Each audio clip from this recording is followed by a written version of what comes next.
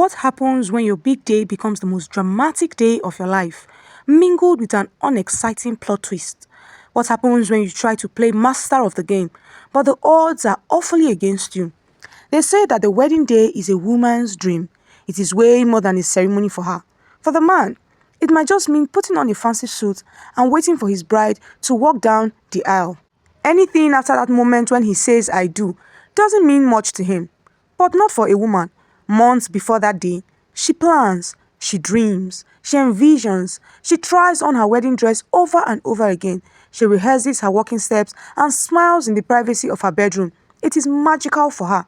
But Ladi took it a little too far. Ladi had always been the kind of person who cared what people thought about her. Everything needed to be perfect for Ladi. Right from when she was a kid, she liked to be seen as the best amongst all others. In secondary school, Ladi cried her eyes out so badly when she came second in her school pageantry competition that her parents had to change her school.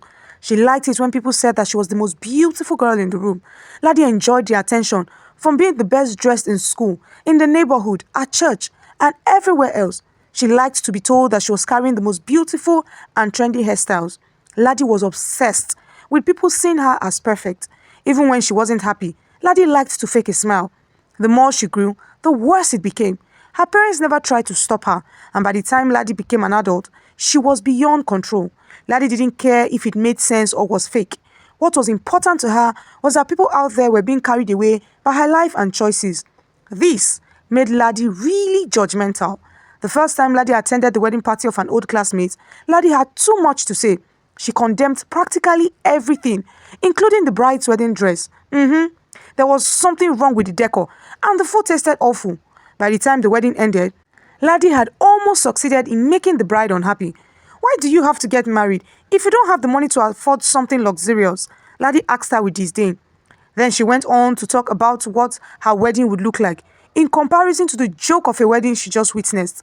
Ladi rambled on about how perfect it would be, and that no one's wedding would come close. Is that so? And oh, as for the groom, she would definitely be marrying not just the most handsome man, but also the richest man. He will have so much money that I will not have to settle for a low-life wedding gown, Ladi bragged. Everyone heard her loud and clear. It wasn't like she whispered the words anyway, and as typical of people, they held on to those words like their lives depended on it. They never forgot any single word, and they waited for that day to come. Most of them waited for the day simply because they wanted to laugh at Ladi, being that she was always the one condemning people and everything about them. As long as the attention wasn't on Ladi, what someone else was doing just wasn't good enough. "Don't worry, I will not disappoint you all. My wedding is going to be talked about for years," Ladi bragged more to them, knowing that they wanted to see her fail. Just as she had been doing for years, Ladi had to be very careful in making her choices because she knew that she needed to live up to expectations. Then she met Tim. He was handsome, just the way she wanted her husband to be. And Tim was also very successful. He was the kind of man you happily introduced to your parents and proudly walked around the neighborhood with for all to see. Tim wasn't from the community, and that even made everyone more curious. Ladi, on her part, flaunted Tim in everyone's faces. Each time she caught people looking at them, she always gave them the "I told you so" look in response. Oh, she wished that she could tell them in words rather than just say it with her eyes, but she didn't want him to know that she was using him to pepper everyone around. Then Tim proposed, and oh, how glorious it was. It was already the talk of town, and Ladi's head swelled as though it would burst. "I told you all that I would not be settling for less, didn't I? The proposal is nothing compared to what the wedding is going to look like. You will be fortunate to be a witness to it," Ladi bragged to everyone who congratulated her on her romantic proposal. Then the wedding preparations kicked off. Tim loved Ladi and wanted to get married to her. He wasn't one of those men who liked to waste a woman's time. If he saw what he wanted, he would go for it. The days went by really fast, and soon it was Ladi's wedding day. No, actually, it was the wedding day of everyone in the community because they had waited patiently for this day. Everyone who attended came for a show. They wanted to see if Ladi eventually lived up to her boastful promises or she was simply making a noise about it. Ladi arrived at the church where everyone was waiting. Usually, the groom was supposed to be by the altar waiting for her, but much to Ladi's worry, Tim wasn't there yet. She still flashed a smile at everyone as though everything was okay. But deep inside, Ladi's heart was beating very fast and she was making one heavy prayer. God, please, let Tim not put me to shame today. Like and subscribe to this channel for more interesting and entertaining stories. 20 minutes into the time of the wedding, Tim still hadn't shown up. Ladi's smile was already fading. She could not fake it for long anyway.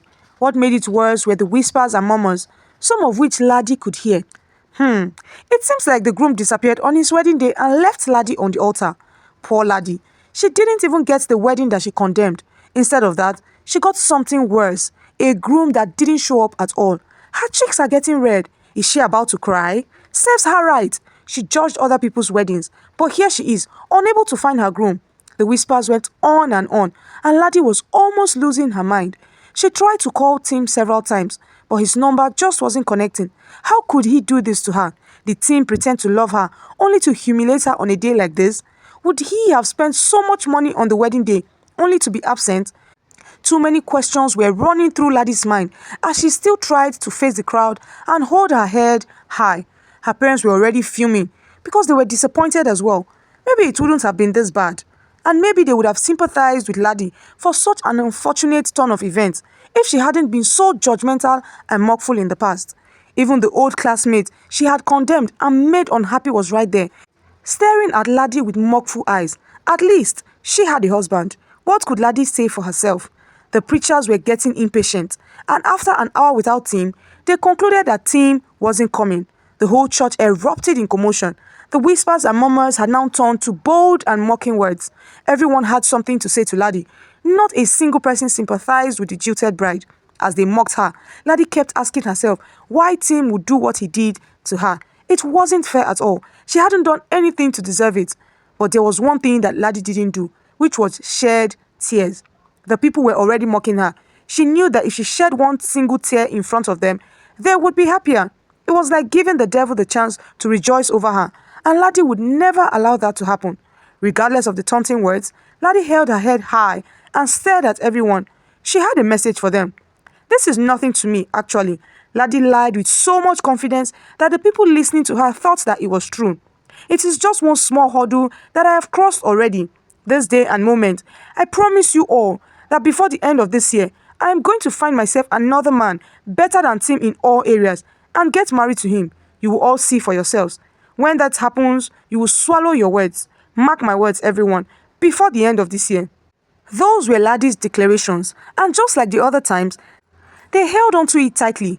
It was just July, but they were patient. Goodness, they couldn't wait to remind Ladi of these same words and laugh hard to her face when the year would end and Ladi would still be without a husband. Ladi's parents were livid when they heard what Ladi had done. How much more humiliation would she put herself through? The year had already gone past the first half. How on earth was she supposed to find a man, especially one richer and more handsome than Tim? Why was she so hell-bent on putting herself and the entire family through another round of humiliation? But her parents' concerns fell on deaf ears. Ladi had never been concerned about anyone else but herself. Since her parents didn't stop her when she was growing up, they couldn't correct her now that she was an adult. Ladi had already set a standard for herself and she would see it through till the end. That night, Ladi did shed some bitter and hurtful tears in the privacy of her bedroom where no one could see and hear her. She really loved Tim and her thoughts that she had found her Prince Charming. She would never have thought that Tim would just decide to disappear on her like that. He hadn't seemed like those men who meant any harm. Unfortunately, Ladi didn't have all the time in the world to mourn a broken heart. She woke up with a new determination the next morning, and as she stepped out of her home, she began a search for a husband. For Ladi, she was on a husband hunt. The first man she saw was handsome, but unfortunately, he wasn't half as wealthy as Tim. She would be laughed at if she didn't present a man that was way better than Tim in all ramifications, so Ladi had to do away with that one. Then she met the one who ticked all her boxes. He was even into politics and had the body of a model. The moment Ladi saw him, she knew that he would be the perfect fit for what she wanted to achieve. They got into a relationship fast enough, but Ladi had a target, and she didn't have the time to waste. All she needed him to do was ask her to marry him so that she would prove to everyone in the community that she could hold her words. But he ended up bursting her bubbles. The way he was dragging his feet made Ladi displeased. Eventually, she had to talk to him about getting married. His response shook Ladi to her bones. Without mincing words, the young man told Ladi that he had no intentions of getting married until the next 5 years. Wow. Even if Ladi wasn't on a hunt, she wouldn't have been able to wait that long. Don't forget to subscribe for more interesting and entertaining stories. By September, Ladi's desperation had hit the roof. She didn't need to be told that no one had forgotten the promise she made to them, alone and abandoned on the altar. She could see it in their eyes. Next, Ladi met Peter. Peter was charming and sleek. He drove a very expensive car and lived in a very big house. Also, he wasn't dismissive about the future. With Peter, Ladi was hopeful. He was a good replacement and she couldn't wait for him to propose to her so that she would show everyone in her community that she couldn't be laughed at. One day, Peter and Ladi hung out at a beautiful place. While they were there, something fell from Peter's pocket and he bent down on one knee to pick it up. Because Ladi was desperate, she had instantly thought that Peter was finally proposing even though they had only been seeing each other for 2 weeks.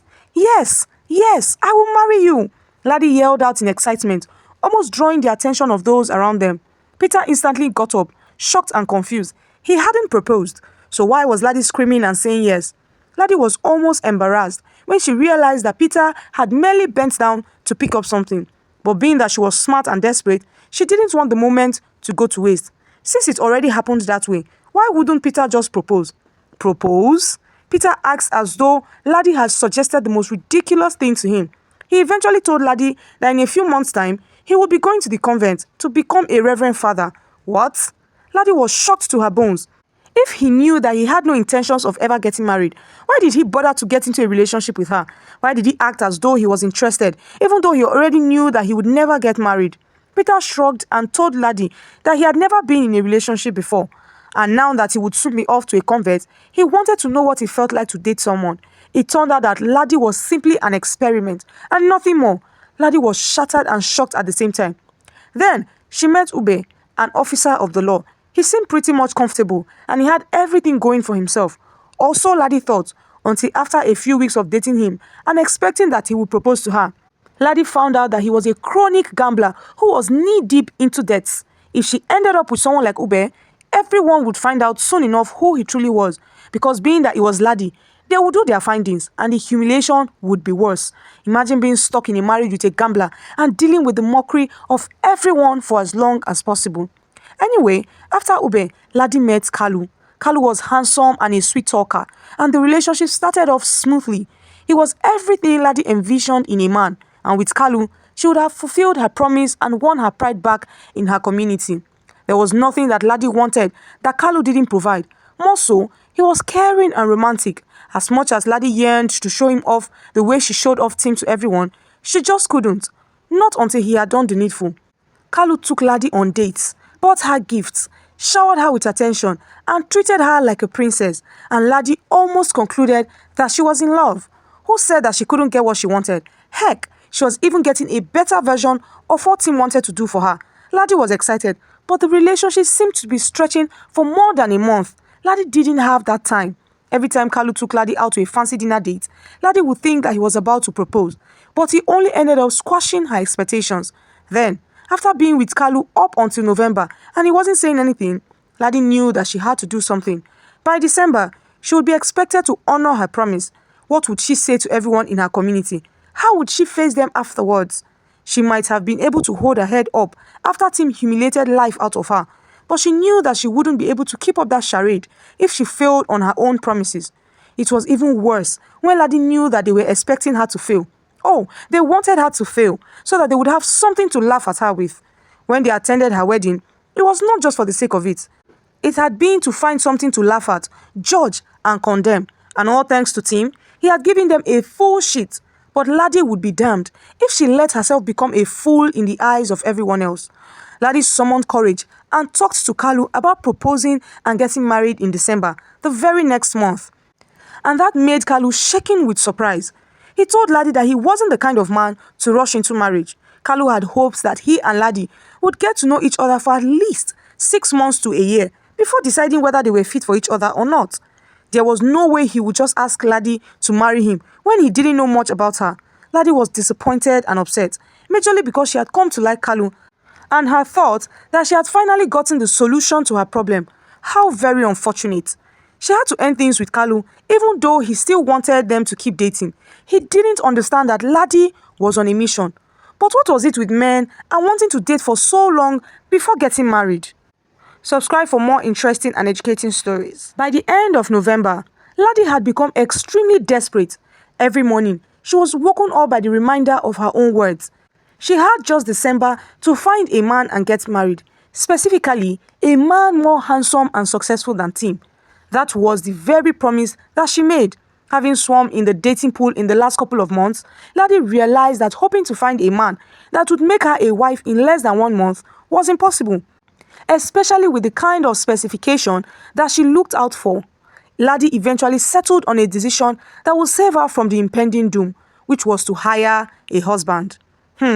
She had seen it in movies several times, and Ladi believed that it would do the trick. She had never dated a man from her community because she always wanted to show that she was superior to everyone else, so they wouldn't know. Ladi signed up on a private website, seeking a husband she could hire. In less than 48 hours, she had gotten over 50 applications. Wow! The young men out there must really be in need of money, oh. Ladi mumbled to herself. Ladi only wished that she had seen a lineup of men willing to date and get married within a month so that she wouldn't have to put herself through this. But anyway, she didn't have the time to wish for things that weren't or dwell on what she couldn't change. As always, Ladi would make the best of every situation that she found herself in. Ladi, after spending ample time to scrutinize the candidates, settled for Ayo. Ayo looked way more handsome than Tim. At this point, she wasn't after being successful. Besides, no successful and responsible man would be on a website marketing themselves to be hired as a husband. Ladi was relieved when she and Ayo easily agreed on an amount. Then, Ladi gave Ayo a new profile. To everyone, he was a digital marketer who worked with international clients and had multiple businesses in Nigeria by the side. He also traveled out of the country regularly, and he loved Ladi with every breath in him. Ladi had everything all planned out. She had been able to save up some money that would be enough to host a big wedding. That way, she would have achieved everything and shut the mouth of her mockers. What would happen after the wedding wasn't much of a concern to Ladi. She had already told herself that since it was expected of her to marry and move out of the community with her husband, no one would know what happened afterwards. The most important thing for Ladi was keeping up appearances and sticking to her promise. The D-Day arrived, and Ladi was beautifully dressed. This time around, she wasn't worried that another man would stand her up because she had already paid Ayo the full amount. It would be perfect. And Ladi wasn't wrong. When she got to the church, Ayo was already standing at the altar, waiting. As Ladi made her way to him, she could see disappointment in the eyes of everyone present. They had thought that she would fail, but Ladi had turned around and made them the ones to be ashamed. Without being told, Ladi knew that they all realized how handsome her new husband was. Some of them were clearly biting their lips. Yes, that was exactly what Ladi lived for. But just when the pastor was about to commence the service, something happened that shook everyone. The door burst open, and guess who walked in? Tim.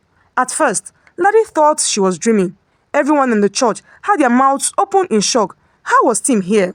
Ladi's surprise and confusion quickly turned into anger, especially when Tim began to plead with her not to marry Ayo. Ladi angrily asked him why he had jilted her on their wedding day. With remorse, Tim recounted how he had been kidnapped on his way to the church that morning, almost 7 months ago. He was in captivity, and as such, he wasn't able to reach out to Ladi.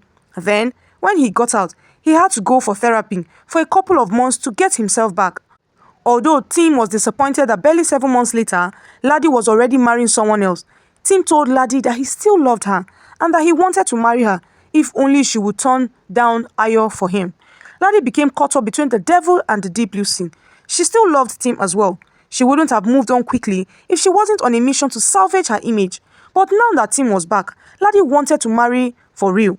The problem was how to dismiss Ayo. Ayo, who had been listening to everything, refused to walk away. Seeing that Ladi was about to get what she wanted, he decided to triple his fee, even though Ladi had already paid him the full amount they agreed on. He threatened Ladi that he would reveal her secret to everyone present in the church if she didn't comply. The moment Ladi heard that, she began to shiver. Everyone would know that she had hired a husband, and it would end up being the same shame and disgrace. But while Ladi was still thinking of what to do, Tim stepped in.